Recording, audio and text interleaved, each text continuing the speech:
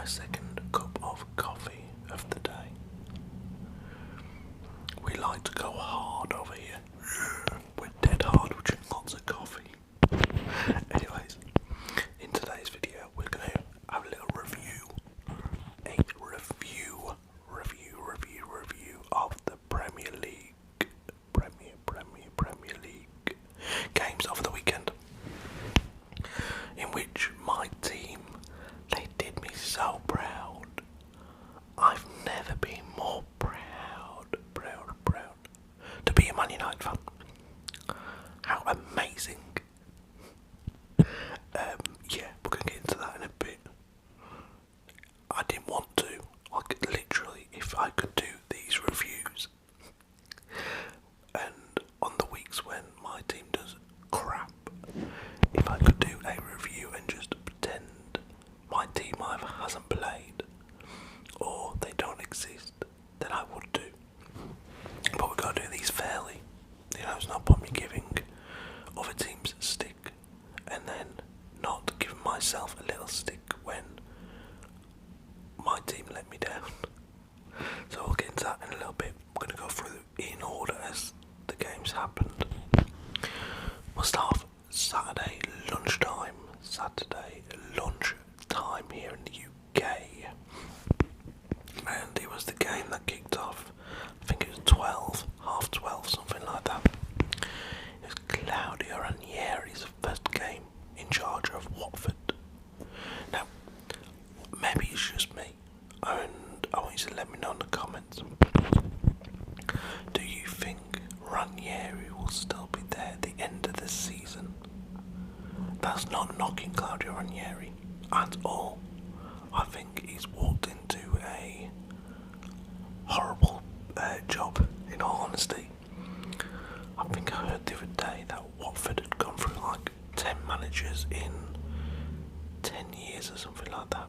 It's like a new manager per season, give or take. But I don't think Ranieri will be there. I think if they're going down, they will sack him. And they won't be going down because of him. He can only work with what the club have. On paper, I think they're alright. Watford, you got Ishmael Sarr. You have Dennis, who looked half decent in the first couple of games. Sissoko from Spurs. Remember, he was Tottenham's player of the season like 3 years ago. Yes, he can be annoying. Yes, he does shoot on sight and misses 99 times out of 100. There's more chance of him hitting a pigeon in the rafters of the stadium than the back of the net. I get that. But he's still a experienced Premier League player. Danny Rose, not that bad. So they had the makings of a half decent lower end of the table Premier League team. The problem is manager who was in there before, I can't remember his bloody name. He did not look like somebody I'd want in charge of a Premier League club. Obviously he got them promoted, so they couldn't exactly sack him. Though I seem to remember, I think it was Watford in the past. I could be wrong, it might have been Fulham, I'm not sure. But in the last 5 years, a team got promoted and then sacked the manager who got them promoted. I'm like, yeah, what a great thank you that is. Thank you, sir, for getting us promoted. Now you're off. See you later, alligator. So, if you know who that team was and who the manager was, let me know in the comments. Which manager got his team promoted and then got the sack? Was it Jokanovic? I want to say it was Savic, Jokanovic and Fulham got them promoted and got the sack. Let me know if I'm correct down here. So Watford at home against Liverpool. Liverpool without Alisson due to him being away with Brazil, and Fabinho also away with Brazil. And Trent back. They had Van Dijk in there, they had Robertson was playing, they had a more than strong enough team. Salah, Mane, Firmino I think started the game. I think Milner played. They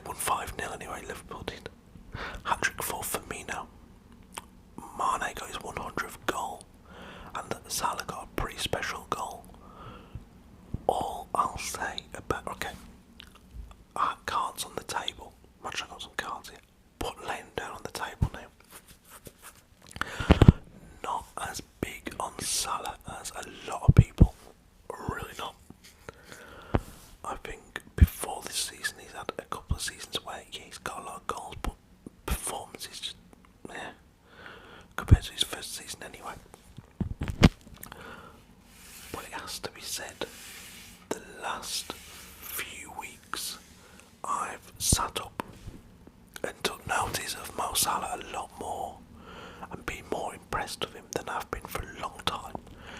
And I've been thinking, whoa, what a player I have. I've got to be honest, I really have. I think it was his goal against Man City, I believe, which I really enjoyed. Now the problem here though is a lot of people rave about his goal against Watford, best goal of the season, etc, etc. I watched the goal and I was watching thinking, what the hell are the Watford defenders doing?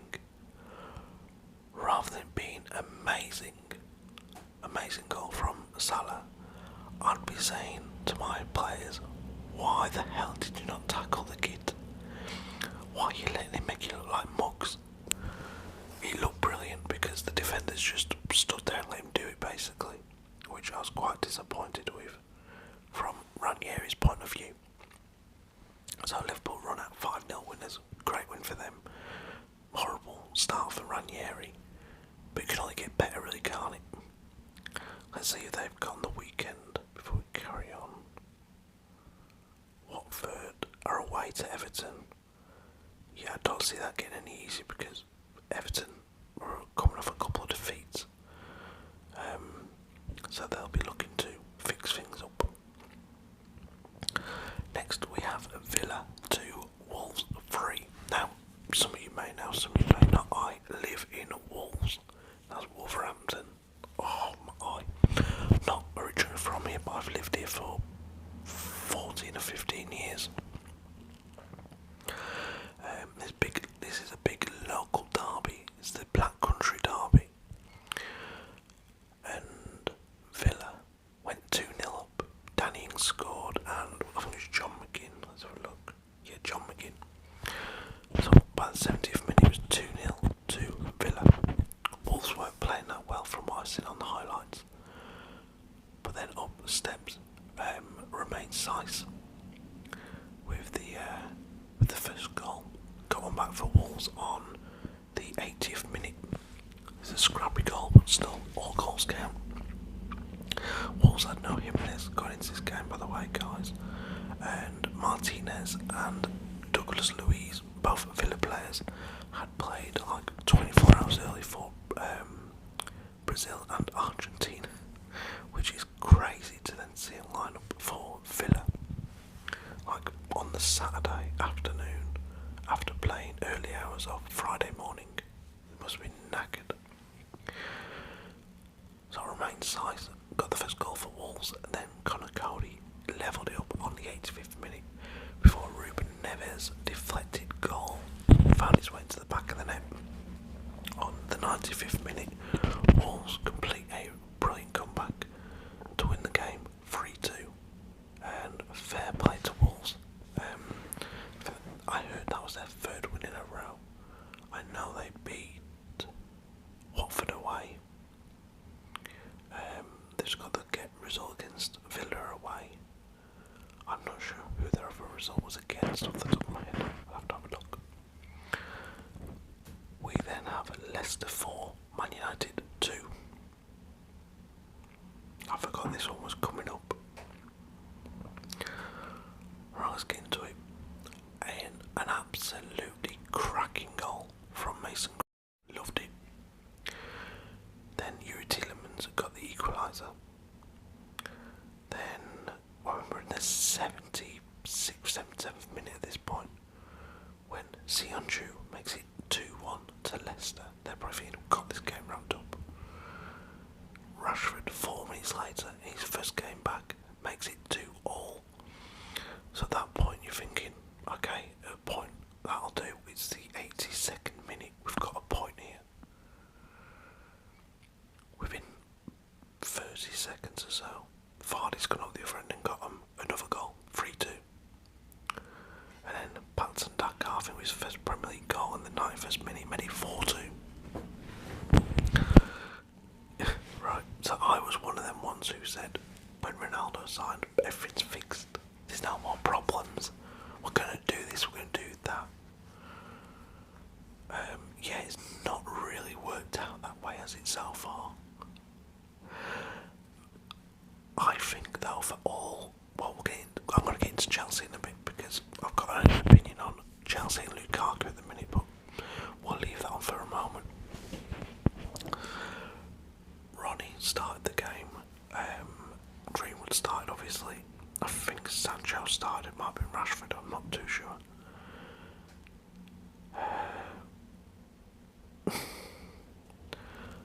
Maguire started. He'd been out for about 3 weeks, give or take. He missed the international break and whatnot, being injured, and he was brought back into a game when he clearly was not fit for the game, which was just bloody bonkers that he was asked to play. And now Fran was out. He's going to be out for a couple of weeks or so. But you have Eric Bailly, you have Victor Lindelof, you're paying them both a lot of money. You should have trusted them. When I saw Maguire was there, I was like, oh great, he's back fit. Then I seen what happened. I was like, oh great, he wasn't fit. All he needs to go.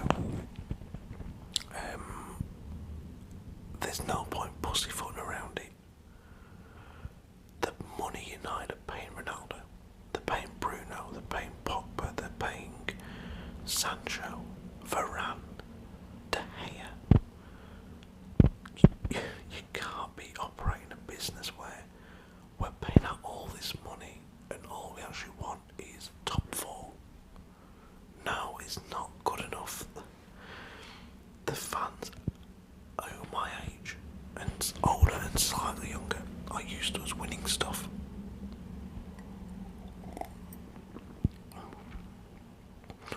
To be out of the League Cup already, to probably go out the Champions League group stage potentially, especially if we don't get results against Atalanta tomorrow, to have Ollie in charge, who in my opinion would not get a job at any top 10 team.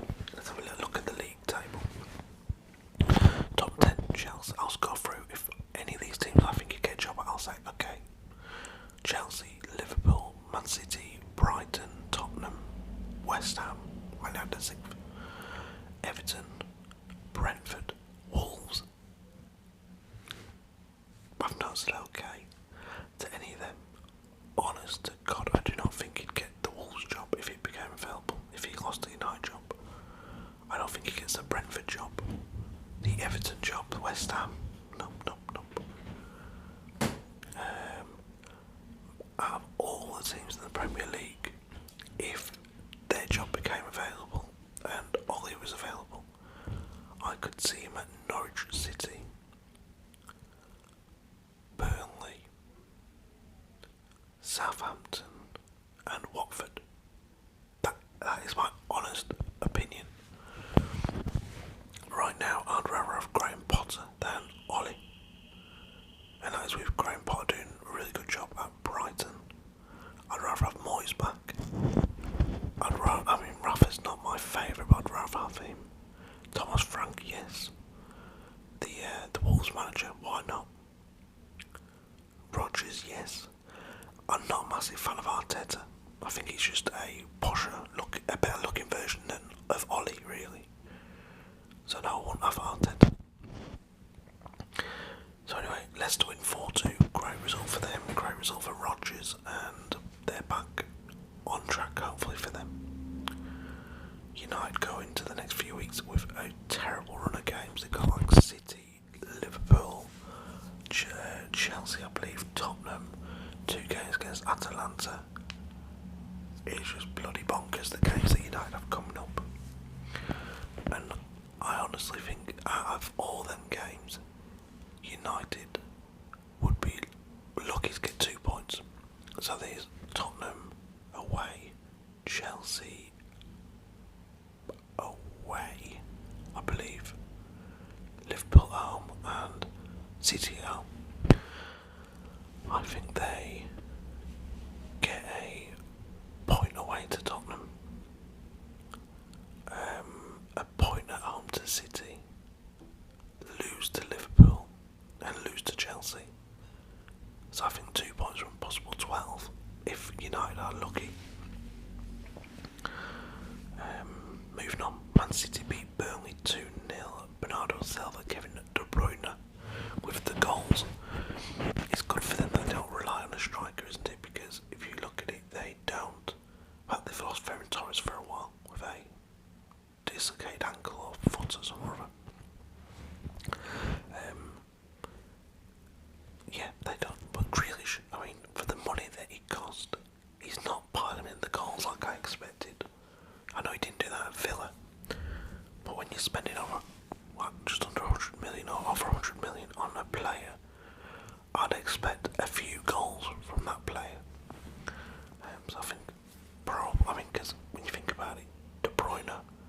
myself and both midfielders.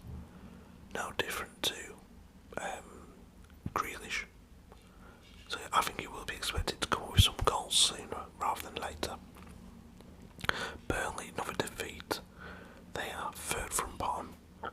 They have 3 draws and 5 losses. Yet to win a game this season. 8 goals under the, nobody cares about it really. He's never really mentioned because you just sort of expected that. Oh, sorry, it's Burnley. They always start like this and then they turn it around. What if they don't? What if they don't manage to turn it around? Norwich, Brighton, goals. I heard the other day that was a good result for Norwich. But it's not. If you can keep a clean sheet at home, then you at least need to score a goal at home. There's no point keeping a clean sheet and not scoring yourselves. That's just pointless. So Norwich, 2 draws from a possible 8 games. No wins. Southampton beat Leeds. There was talk about Ralph Hasenhüttl. Yes, Ralph Hasenhüttl possibly being under pressure and maybe on their way out. But it's Leeds who maybe need to look at their situation currently because they lost 1-0 to a Broja own goal. He's the lad on loan from Chelsea. I think he's Albanian or Algerian. I think he's Albanian, sorry. And scored a lot of goals on loan in Holland last season. So Leeds are currently in 17th place. They've won 1 game, drawn 3, and lost 4. They're on 6 points. I mean, I say they should be worried, but Palace are only on 8 points. Villa on 10. Arsenal on 11. Leicester 11. Wolves on 12. No one is really pulling away. I mean, Wolves are in 10th place. Sorry, Brentford are in 9th on 12 points. Leeds are on 6 points. If Leeds win 2 games and Brentford lose 2 games and other teams lose, Leeds could be up in the top 10 before you know it. I mean, I do think they need a natural goal scorer. Patrick Bamford is great and, being a workhorse, but does not score enough goals. At the evening kickoff saw Chelsea beat Brentford 1-0. Ben Chilwell with his 3rd goal in 3 games. And that is through who was it now? Oh, sorry, that was after scoring for England and in Chelsea's last game and in this game. Sorry guys, Jerry Redknapp and Gary Neville have done their combined Liverpool Man United 11 on last night's Monday Night Football. He has Alisson, Alexander-Arnold, Matip, Van Dijk, Robertson. I think that's bollocks. To go with Matip over Maguire is ridiculous. Henderson, Fabinho, then Salah, Fernandes, Mane and Greenwood. I'm happy to see Greenwood getting it. I think that's really a mark of how good this lad is. That is in Carragher's team ahead of Firmino. So anyway, Chelsea beat Leicester 1-0 with a goal from Ben Chilwell.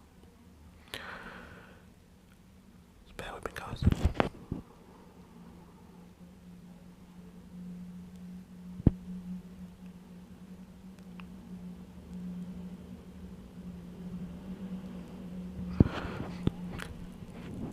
Chilwell with his 3rd goal in 3 games for club and country. Good little run for him. Now, for all the pressure and stress that Ronaldo's getting at the minute for not scoring enough goals, which he isn't doing in the last few games, not a lot is being made of Lukaku, is it? Let me look at his goal return so far. Let me have a little look right there.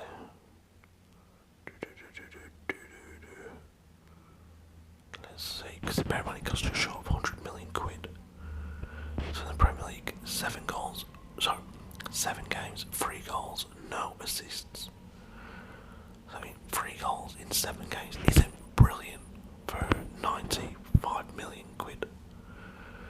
Champions League, 2 goals, 2 games, 1 goal. So in 10 matches, he's scored 4 goals. He's not terrible, but he's also not what I was expecting when they signed him. I thought, here they go, he's going to be scoring 2 or 3 a game, just because how good he looks at Inter Milan. Maybe we'll just see that the Premier League is a lot tougher than Serie A, possibly. So let's get back to the Premier League results. Sunday we had Everton at Newcastle. Sorry, Everton West Ham. So I had the bright idea of saying to my missus, look love, I'm going to go upstairs and watch the football. I've got TV set up there and whatnot. And then I'll come down and make the Sunday dinner. So I put some of the dinner on beforehand, went up and watched the game. Thinking, yeah, West Ham, really good footballing team. Everton, half decent. This should be a good game. God, I was bored. I swear to God, I was that bored. I put a film on halfway through the match. This really, it was a really decent film in principle. The story was great. How it played out was a bit shit. So it's called Voyages, or Voyagers, whatever, and it's on Sky. And it's Johnny Depp's daughter, and this other lad that I recognise. And the idea is that the planet is coming to an end. So, Earth is coming to an end. They need a new planet for us to live on. They find one, but it's going to take 86 years to get there.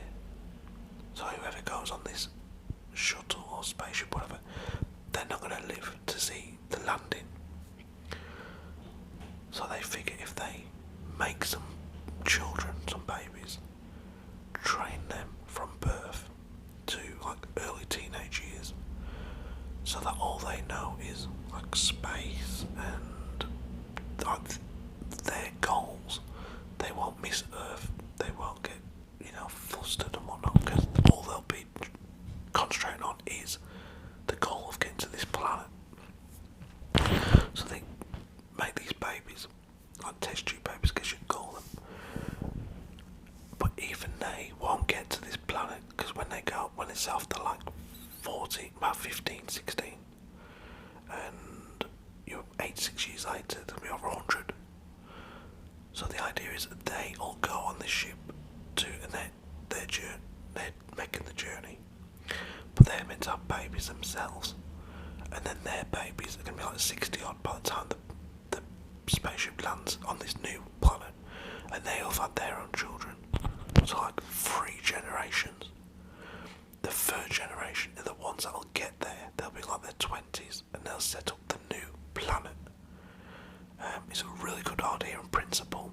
Unfortunately, it went a bit predictable, with one of them acting like a dickhead and trying to kill everyone, or kill a few of them. He went a bit Lord of the Flies, if I'm being honest, which was a shame. But I ended up watching half of that because West Ham Everton was boring the hell out of me. West Ham won the game. Angelo Ogbonna with a headed goal. And then the game I wanted to watch, and I didn't get time to because I was making the dinner, was Newcastle. Billionaire Newcastle, who are facing a bit of a tough time at the minute because Premier League clubs have objected to certain sponsorship deals that Newcastle were looking at doing, for the fear that they may be linked to the Saudi state, or to the club's owners or whatever. So I honestly don't think this is going to be as straightforward as Newcastle fans had hoped. I really do think Premier League clubs are going to be objecting to every little thing, because they don't like the idea that this Saudi state-owned club is now in the Premier League. So Newcastle couldn't have had a better start to life as a billionaire club.